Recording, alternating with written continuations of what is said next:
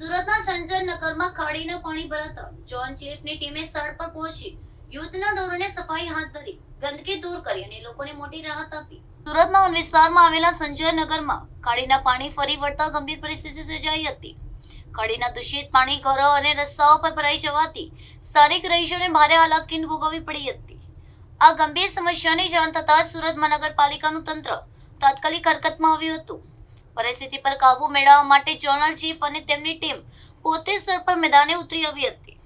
તંત્ર દ્વારા સમગ્ર સંજયનગર વિસ્તારમાં યુદ્ધના ધોરણે સફાઈ અને પાણીના નિકાલની કામગીરી શરૂ કરવામાં આવી. ખાડીના કારણે જમા થયેલો કચરો અને ગંદકી દૂર કરવા માટે જેસીબી અને સફાઈ કામદારોની ફોજ ખડકી દેવાઈ હતી. વહીવટી તંત્રની ઝડપી અને પ્રશંસનીય કામગીરીને કારણે ગંદકીનો ઝડપથી નિકાલ શક્ય બન્યો. ગંદકી અને રોગચાળાના ભયમાંથી મુક્તિ મળતા સ્થાનિક લોકોએ મોટો રાહતનો શ્વાસ લીધો છે.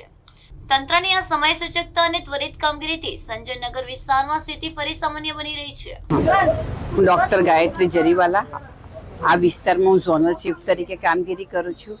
આજે તમે બધા જોઈ રહ્યા છો કે આપણે સંજાનનગર કે જે ઊન ગામ વિસ્તારમાં આવેલું છે અને આ ઊન ગામ વિસ્તારમાં અત્યારે અહીંથી ખાડી પાસ થાય છે અને અત્યારે છેલ્લા 2 દિવસથી જે ભારે વરસાદ હતો એને કારણે આપણે આ વિસ્તારમાં એકદમ ઘનિષ્ઠ રીતે સફાઈ ઝુંબેશ કરી છે.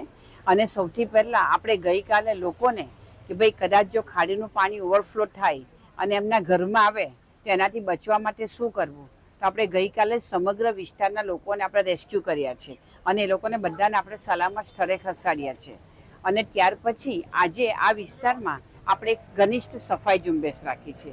એમાં સુરત મહાનગરપાલિકામાં આરોગ્ય વિભાગ અને સાથે સાથે એન્જિનિયરિંગ વિભાગ એ બધા જ ડિપાર્ટમેન્ટ અહીંયા ભેગા થયા છે અને અમે જે રોડ ઉપર જે ડેબ્રિસ હશે, કચરો છે, કાદવ છે એને અમે અત્યારે ઉઠાવીએ છીએ અને એની ઉપર અમે ચૂનાનો છંટકાવ કરીએ છીએ.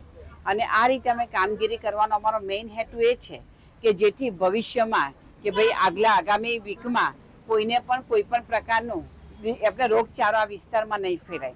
એની સાથે સાથે અમારા સુરત મહાનગરપાલિકાનું જે વેક્ટરબોર્ન ડિઝીઝ કંટ્રોલ ડિપાર્ટમેન્ટ છે એ ડિપાર્ટમેન્ટ મારફતે આપણે ઘરે ઘરે જે પાણીના કેરબા, ડ્રમ, ટાંકીઓ ભરેલી છે એને પણ આપણે ચેક કરીએ છીએ.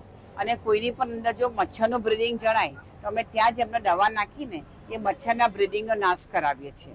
એ ઉપરાંત અમે તકેદારીના પગલાં રૂપે આ વિસ્તારમાં આજે આપણે મેડિકલ ટીમ મૂકી છે અને આ મેડિકલ ટીમ દ્વારા અહીંના વિસ્તારના લોકોને કંઈ પણ તકલીફ હોય, ઝાડા ઉલટીની તકલીફ હોય તો આપણે ORS આપીએ છીએ, એમની દવા આપીએ છીએ, બુખાર માટેની આપણે ટ્રીટમેન્ટ આપીએ છીએ. એટલે કોઈ પણ ટ્રીટમેન્ટ એટલે તકલીફ હોય એનું પણ અત્યારે જ આપણા દ્વારા દવા આપવામાં આવે છે.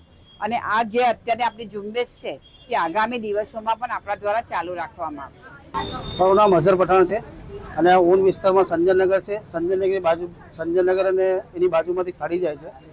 તો સુરત શહેર અને ગુજરાતમાં તમે જાણો છો કે ભારે વરસાદના કારણે આપણી ખાડીમાં પૂર આવ્યા છે, પણ એની ખાસ તકેદારી સુરત મહાનગરપાલિકાએ રાખી છે અને 24 કલાક 48 કલાકથી સુરત મહાનગરપાલિકા, ફાયરની ટીમ અને સાથે સાથે SMC, પોલીસ બધા ખડે પગે 24 કલાક અહીંયા હાજર છે. અને અહીંયા આ એટલી ફાસ્ટ સર્વિસ જે તમે 108ની આપણે સર્વિસ મળે છે એવી સર્વિસ અમને સુરત મહાનગરપાલિકા, ફાયર અને પોલીસ તરફથી મળી છે. એમનો ખૂબ ખૂબ આભાર માનું છું. સરકાર તરફથી જે ગેસ ડોલની સુવિધા આપવામાં આવી છે એમાં કેટલા લોકોને લાભ મળ્યો છે અને કેટલા બાકી છે? આપણી ગુજરાત સરકાર તરફથી જે પણ અહીંયાના સ્થાનિકો જે રહેવાસી છે જેને નુકસાન થયું છે એમને સંજયનગરમાં લગભગ 300થી 350 લોકોને કેશ ડોલ આપવામાં આવી છે.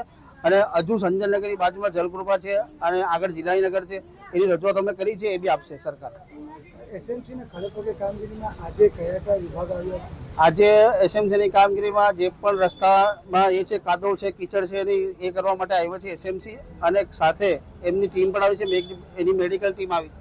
જે પણ અહીંયા લોકો, સ્થાનિક લોકો છે, કોઈ બીમાર હશે, કોઈને શરદી, ઝાડા, ઉલટી, વોમિટમાં, એ પણ આજે એસએમસીની ટીમ અહીંયા ખડેપગે ઊભી છે.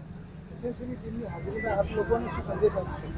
લોકોને આજે સંદેશ આપવાનો છે કે આખા ગુજરાત અને પૂરા સુરતની એસએમસી ટીમ જે કામ વર્ક કરી રહી છે એમનો ખૂબ આભાર માનીએ છીએ. અમે સ્થાનિક લોકો એમનો ખૂબ આભાર માનીએ છીએ.